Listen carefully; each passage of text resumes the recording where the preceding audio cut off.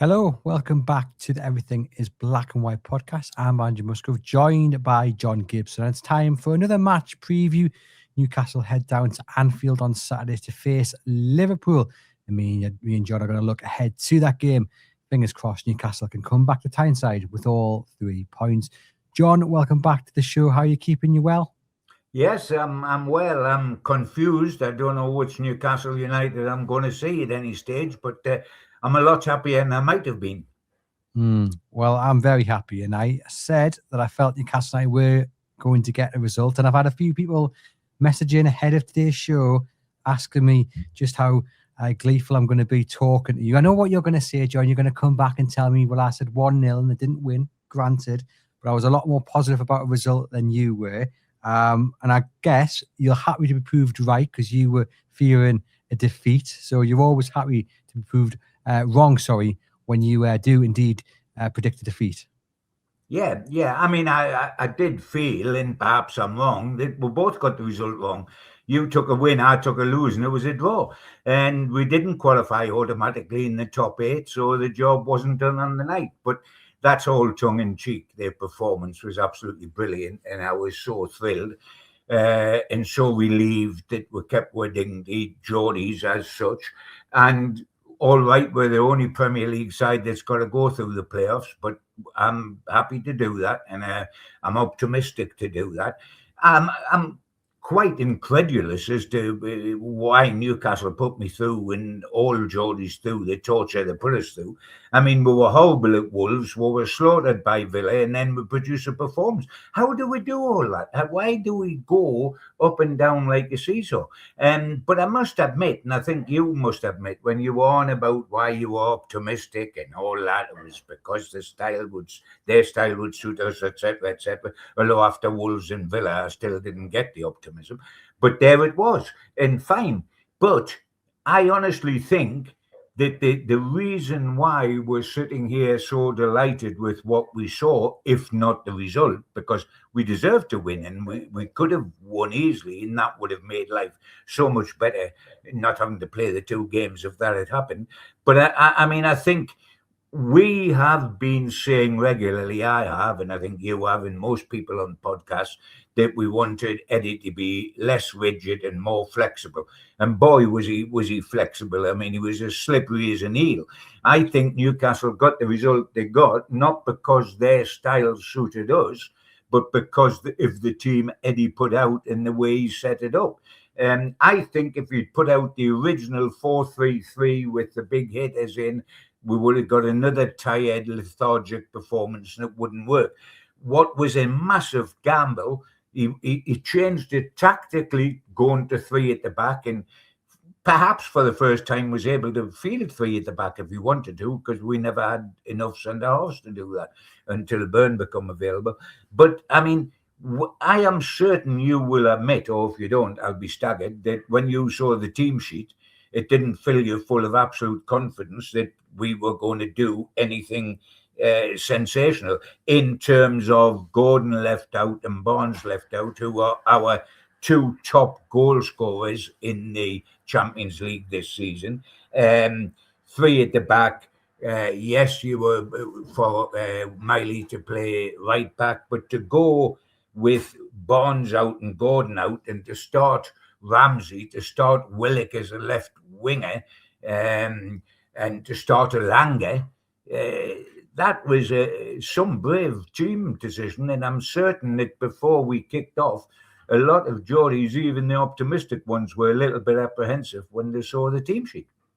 Yeah, it certainly came as a shock, but I didn't look at it and think, oh, we're going to get a hammering here. My overarching feeling was that Newcastle are going to do something different. Eddie Howe's tried something different, and that was my kind of big feeling when I saw the team sheet, that it was something new, it was something fresh. And you've said it, John, over the last couple of months, that just changing the system gives fans hope, and it did give me hope, admittedly led by blind faith, as was my original prediction. But I was excited to see something new, and even if Newcastle United had lost last night, just seeing Eddie Howe try something different did get me, I don't know if excited is the right word, but I certainly wasn't watching, getting ready for kickoff, fearing what was to come. Admittedly, the first 10 minutes did then change that slightly, but after that, Newcastle settled into it and looked really well. And that leads us on to really the big question ahead of Saturday,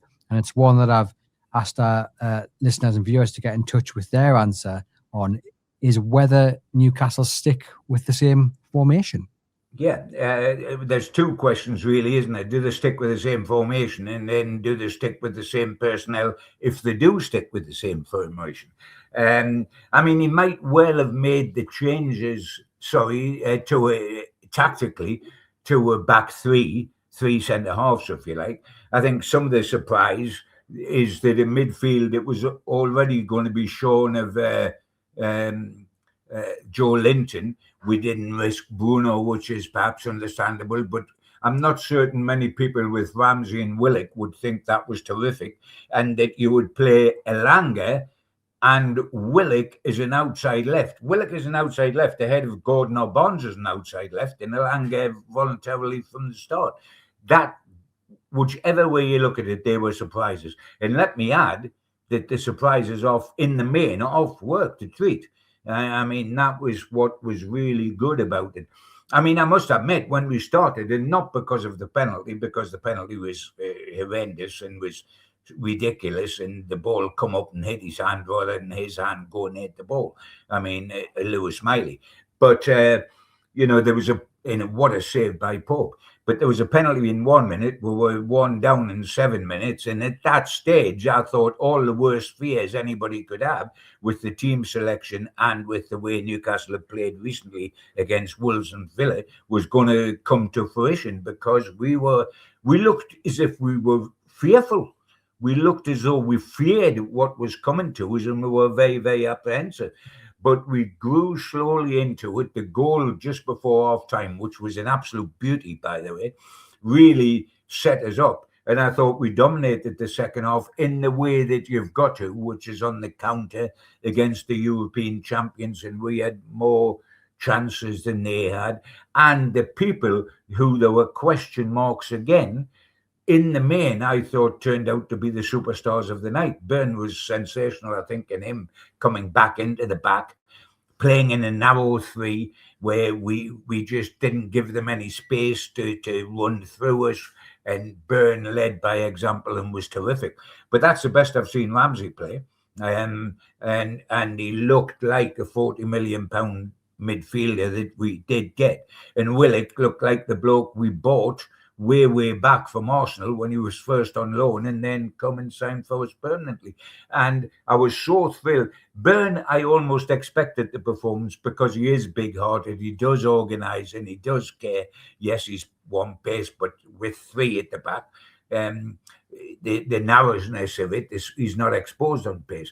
But to get that performance out of Ramsey and to get that performance out of Willock, who nearly become the hero of the night by getting a second one, he was just offside when he scored.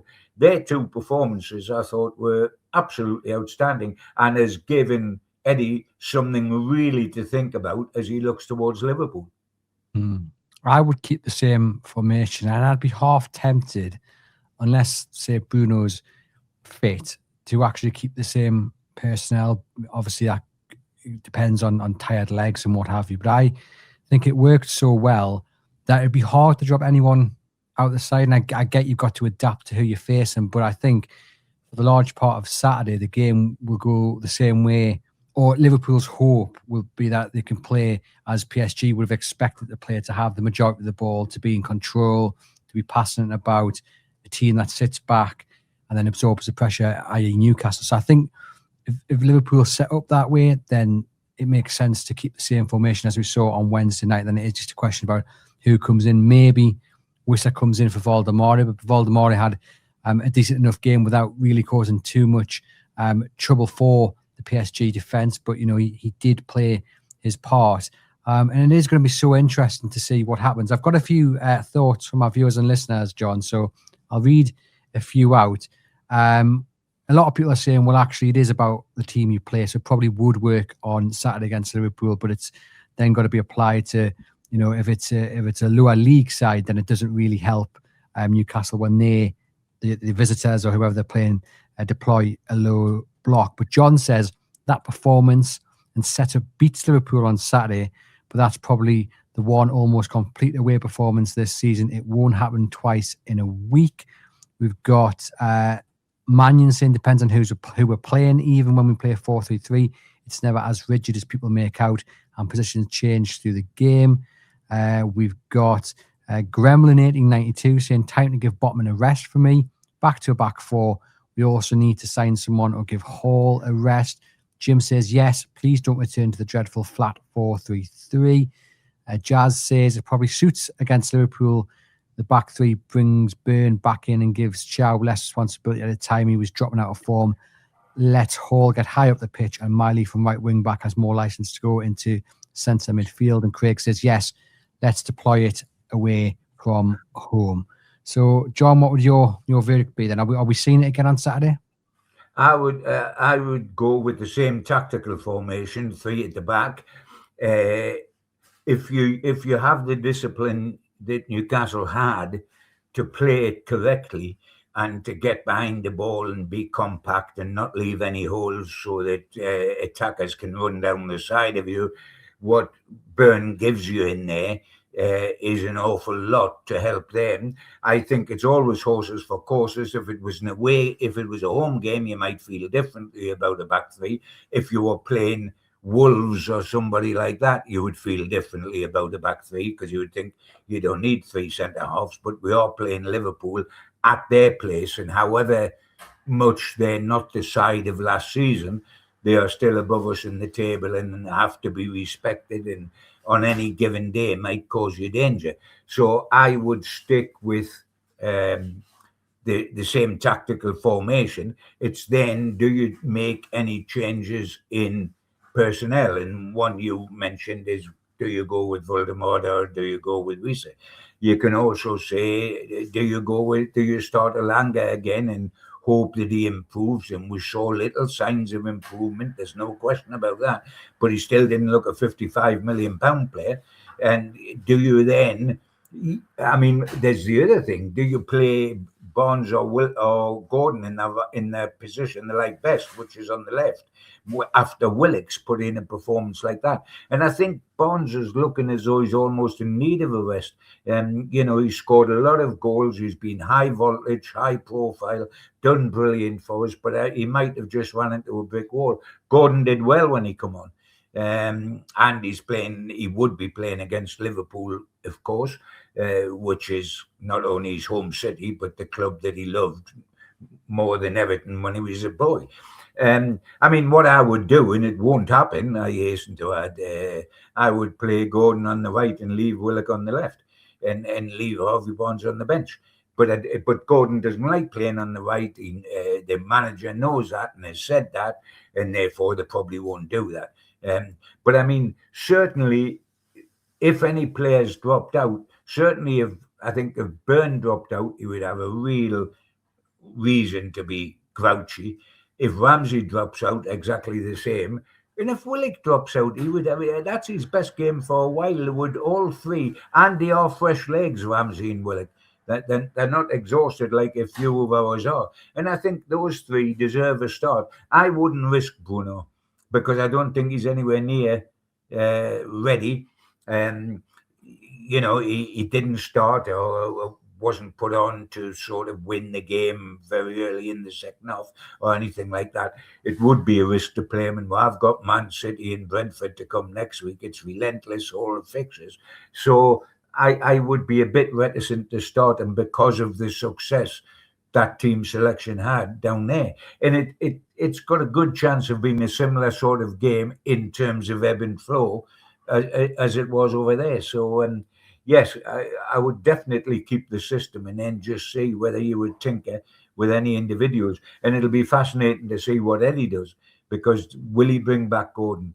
Will he go back to his reliable guys, or will he reward Ramsey and Willock for the performances they've put in and say, let's go again, and you are fresh legs? So that's to our advantage as well. I think what we've seen with Ramsey is a consistent run of games, and with every game recently, he just seems to be getting better and better. And I think it's always difficult for a manager, and we've spoken about this before, to find that run of games for a fringe player, if you like, because that's what he is or what he has been, because he hasn't lived up to his price tag. And the same with Joe Willock. When you have Bruno, Tonali, Joe Linton, and Miley, who have all performed well, maybe Tonali aside, of late, it's hard to find the time to give to Willock and Ramsey, but they need time, they need consistent minutes to build back up to a good place. We're seeing that with Ramsey. I think Joe Willock, we said this after the Spurs game in the Cup when he performed really well. The next game he was out, I think it was against Everton, and then we haven't really seen him since then. So I think if we're going to see the best out of Joe Willock, then he ideally starts on Saturday and he can build on a good performance, but it's not always that simple. And I think going back to the formation question, John, does the answer slightly change depending on which striker he plays? Because I think with Valdemar, he's needed the wingers closer to him, and that's what we saw on the pitch against PSG. The wingers were much more narrow. But with Wissa and the way he plays, he likes to run the channels, he likes to stretch the defence, and that maybe means that the wingers want to go further out wide to get the ball across the box and into the channels that Wissa's running. Because there's been plenty of talk about him being as isolated as Valdemar, but I think they're different styles, opt for different approaches from Newcastle. So does the answer depend on which striker he opts for? No, I don't think it is. I mean, you're more likely to get Willock easily playing narrow because he's normally a midfielder, as opposed to getting chalk on his boots by being out too wide, which is what really Barnes and Gordon do. I mean, if you want to encourage Valdemar and not sicken him off completely, you may decide to start with him and keep Willock in and make it and narrow the wingers more narrow than having chalk on the boots, because he needs a boost at the moment, probably more than Wissa, because he's gone from being the superstar signing, the biggest priced player in our history, who started with scoring goals when he first come, to a long period of not scoring goals, to playing almost second fiddle to Wissa and only getting in when Wissa needs a little bit of a rest because he's not 3 games a week lad yet. So if you want to improve, I mean, the simple thing is that both Valdemar and Wissa are going to play centre forward at Anfield at some stage or the other, because one will replace the other during the second half. So we'll see both of them. It's just which way around. And I mean, you can make a case for either, but perhaps Valdemar might build more on it. And if you keep Willock in the side, he naturally plays much narrower than either Barnes or Gordon would do, and so that can be an advantage for Valdemar because he's then got some support, and then you can look at Valdemar's control coming in to sort of kill the game and make certain the ball sticks higher up the field first off, get them second off, and then let Wissa off the leash to run at them. You'll get more control of the ball and control of the areas we play in with Valdemar than you will with Wissa. Wissa stretches and runs, and without having the close touch of somebody like Valdemar is. So it'll be interesting to see which way he goes and who the personnel are. Yeah, I think I would leave it unchanged. I do think Wissa's the more dangerous, but I would leave it unchanged simply because the back line looked particularly strong after the first 15 minutes against PSG. And I think with Ekitike, finally got it out there, I think obviously he's a danger. I think they do offer a really big threat going forward, Liverpool. As bad as they've been this month, they haven't won in the Premier League, drawn to the likes of Leeds and Burnley and lost to Bournemouth. So they are vulnerable, but you've got to be switched on. And I think if we can show up the back line, then I would keep it the way it is. But then that means going forward, I think you have to also remain unchanged. But a lot of people that got in touch there about the formation change said, look, it's got to be adaptable. And I do wonder whether Liverpool's issues at right back in particular, Frimpong injured again. He was replaced after 4 minutes in the Champions League, and Endo came on. Now, I don't know who will end up playing at right back, but I think that's certainly an area that Newcastle could target. And some might say, well, actually, if you want to target the right back area, then you need Gordon on because he's got the pace. Now, he hasn't done it in the Premier League for a long, long time. I get that. But maybe that's where Eddie Howe's mind might go to. Actually, what we do need is two wide men, not just to target the right back, but I mean, Andy Robinson as well. He's not the left back that he once was. So maybe Eddie Howe might see the weakness at full back and go, well, actually, come on, Barnes, come on, Gordon. That's where we're going to, put all our efforts into. Maybe, but Willock tortured their guy in Paris. I thought, and good for him, because I haven't been a great supporter of Willock, but I've got to stand up from here and say that he did the job properly. And I defy anybody to think Newcastle would go into the Champions League against the European champions and voluntarily leave Gordon and Barnes off the left wing and play Willock as a left winger. If anybody suggested that pre-match, they would have said, you're bonkers. Eddie won't do that. Eddie loves these two lads. He's got a goal scorer in Barnes and he's got a tormentor in Gordon. They both score goals in the Champions League. It's just which one starts outside left. Answer, neither. It's Willock, who really is a midfielder more tucked in, but did that job brilliantly. I would be tempted, and it's all a matter of opinion, and it's only when it comes to eating that you find out who's right and who's wrong. But I would be tempted to go with the same personnel, though I can understand why the manager might look at Gordon, especially encouraged by his performance when he did come on. I know it was the Champions League, not the Premier League, but I can see how he might be tempted by him. But let's wait and see. Yep, let us know your thoughts. Who is going to start on Saturday and which formation would you play? As we've mentioned there, Liverpool, not the side they once were. They are struggling defensively. They look vulnerable. The Premier League isn't quite going to plan. 14 points off the top spot. As we said, haven't won in the league in 2026. And I think you look at the way Leeds and Burnley went to Anfield, it's lost that fear factor. I think that's the bottom line. It's lost the fear factor. And that must give Newcastle United hope. And I know the away form isn't great, but if they perform like they did, especially in the second half against PSG, and we've heard this countless times, I understand that, about transferring the European form into the domestic form, but it's got to happen at some point, right? So why not Saturday? Well, we've got to think that way. I mean, the Liverpool are nothing like the team that won the Premier League in a canter, may I add, last season. And it does bring into question, although we don't care and we aren't going to dwell on it too much because they're not our side, but it brings into question why they had to spend so much in the summer on Isaac, Wirtz, and Ekitike, because the way they won the Premier League, buying one of those, say, Isaac, or understandable, you might need a centre forward because you haven't got one particularly, but they bought two centre forwards because Ekitike is a centre forward, really. He doesn't want to play outside left. Did they buy wisely? They spent over 200 million, a lot over nearly 300 million on those guys. And what's been the result? They've looked very poor this season. As you say, they've had 4 draws and a defeat, I think, in the Premier League, so which gives us huge hope.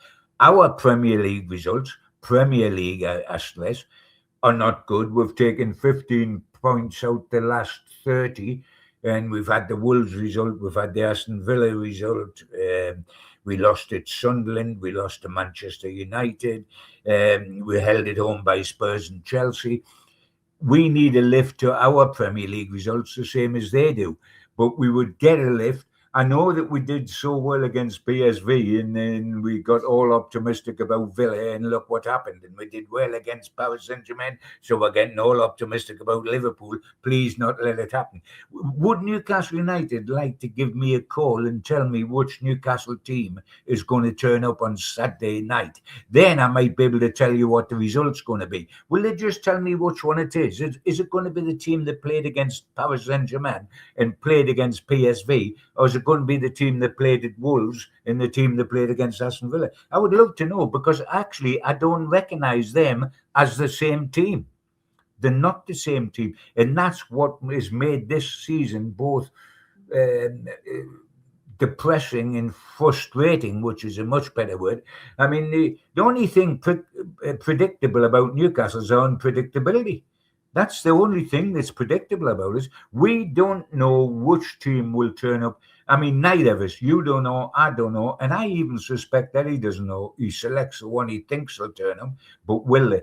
I mean, I don't think he was expecting us to play second best to Villa as much as we did. I don't think he expected us to be so toothless at Wolves as we were. So it is very, very hard at the moment. And that's one of the many reasons why I was wanting to go with the same formation and probably the same personnel as midweek, is that I think three at the back cuts off a lot of angles, cuts off a lot of running down the side of players by the Liverpool attack, and makes us more solid at the back. And I think the fresh legs that we got off Ramsey and Willock and, yes, Elanga, you must say, etc., has helped freshen us up enormously. And we really needed freshening up. We were beginning to look a tired side. And I think one of the people that suffered that way recently has been Harvey Barnes, who's been so magnificent for us and scored so many goals, but he suddenly looks a little tired mentally to me. Yeah, it's going to be interesting to see what happens with that team selection. And that is the frustration, isn't it, that we don't know which Newcastle United side are going to turn up. And I spoke about this on the Monday show on a Thursday with Mark, that obviously Wednesday's performance, you can praise the individual performances, Eddie Howe's gamble, although it was a calculated risk to play the formation he did. Obviously, he's done all the homework and done the training ground exercises to get to that point. But at the same time, it's also okay to sit here and say, please, please, please, can we see a consistency where that great performance in Paris happens at Anfield on Saturday, then is carried through to the next game. I think it's Brentford, isn't it? In the league the week after. So consistency is key, but we've said that plenty of times this season. Hopefully it is the weekend it clicks. But then Liverpool are probably crossing their fingers and thinking the same. We'll win 6-0 in midweek on the back of a 3-2 defeat to Bournemouth over the last weekend. So, it's two sides inconsistent in the Premier League, probably performing below expectations, most certainly Liverpool anyway, hoping that they can find a good run of form. Are you ready for some stats, John? Well, you're the stats king, so we may as well have them, throw them in the air and let's see where they fall. Liverpool are unbeaten in their last 18 Premier League games against Newcastle since a 2-0 away loss in 2015 December. Newcastle have failed to win any of their last 29 Premier League away games against Liverpool, drawing 5, losing 24. Their joint longest winless run against an opponent in their league history, also 29 at Man United between 1973 and 2012. Liverpool are looking to complete the Premier League double over Newcastle for the 12th time. It would be the most they've done so against a specific opponent in the competition, currently 11 times, joint with West Ham. And all I'm going to say to those stats, because they are a little bit depressing to read out, is that history is there to be rewritten. I remember when we went to Old Trafford and we won for the first time a couple of seasons back for an eternity, probably since actually December 2012, actually, come to think of it. And we went down there and we beat them. And we've done it at Spurs as well a couple of seasons back. We have these grounds where history is not on our side, but history is always there to be rewritten. And if we can turn up with the right attitude, the right game plan on Saturday, take advantage of a really vulnerable Liverpool side where things aren't going the way they expected, players aren't performing, you've got players like Van Dijk probably coming down the other side of the hill and injuries also decimating them, then we can rewrite history and let's keep everything crossed it happens on Saturday. Well, I think you can put all those stats into a box and file them under miscellaneous and throw them out with the rubbish. I prefer to ignore all those stats and just remember that wonderful day at Wembley when we absolutely paralysed them and won our first domestic trophy in 70 years. And that's not so long ago. And we were second favourites in a two-horse race that day before we kicked off. They were on their way to being Premier League champions. They were Premier League champions elect. We were told that their midfield would crucify us, etc., etc., etc. We were told Mo Salah, who scored 146 goals up to that period, would absolutely massacre us, and Liverpool stuck him in his back pocket. So we've heard all about the wonderful Liverpool. We owe Liverpool one after what they did up here when we played them at the beginning of the season, the first home game, and were 2-0 down, and then were 10 men against 11, got back to 2-2, and they scored in the 98th minute or whatever it was. We owe them big time for that one. Lady Luck should be smiling upon us when we play Liverpool in the league, because she hasn't smiled upon us for an awful long time. But they needed up them. They needed up them as well because of the way they handled Isaac, making them unsettled and then signing them, and the way they stole Ekitike, who would have come here but for them. I love Scousers, but I don't love Liverpool anymore at the moment because I can't get over what they've done to us. No doubt I'll go back to a love for them eventually. But at the moment, not my favourite football club, although one of my favourite cities. And I just want to remember Wembley, and we had no chance at Wembley. All the stats were against it at Wembley, my mate. When did we last win there? 1955, before in a cup final at Wembley, and we're playing the champions, Liverpool, at Wembley, and we're second best in the betting, etc., etc. Who won, and who won comfortably? So, I'm not saying it will happen this time, but in a way, before we kick off, we've got a better chance at Anfield on Saturday than we had at Wembley in the Carabao Cup final before the game actually started, because they were in such good form, and we were supposedly second best, but we were supposed to be second best to Arsenal in the semi-finals as well. So yes, I'm hopeful about Saturday night. We don't know what they don't know what Liverpool team's going to turn up, and we don't know what Newcastle team's going to turn up. And when you said the old Dick Van Dijk is probably on the wrong side of the hill, Mo Salah's probably on the same side, holding his hand and walking down the hill as well.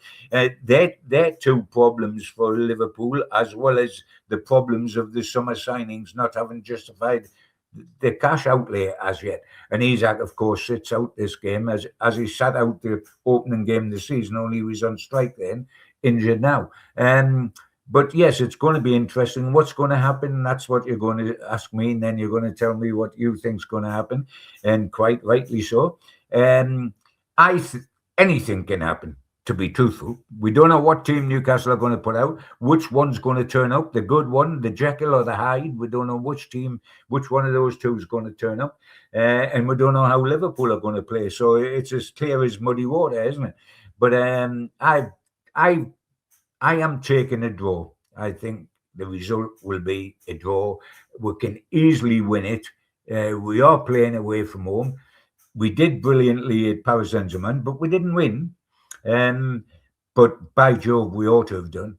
I'm going to take a draw.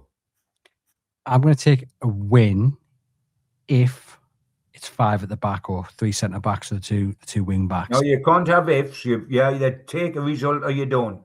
Oh, but there's so many conditions, because I think there is with me. I can take a defeat, I can take a draw, and I can take a win. But we're not paid to do that. We're paid to give a result. It's a win with no conditions, or it's not. I'm going to go for a win. I think Liverpool are vulnerable. I think the weight of expectation upon Slot is becoming an issue, especially so far from the title race, and the fact that they might not even get into the top 4. I think Newcastle need the top 4 to continue to grow, but we've seen what happens when we're not in it, and we get by. But a team like Liverpool, given that next season they'll be looking to win the Premier League title, they need Champions League football. So I think that's an expectation on them at home where it's not being great. I think, an early goal for Newcastle will make it maybe a little bit uncomfortable for Liverpool.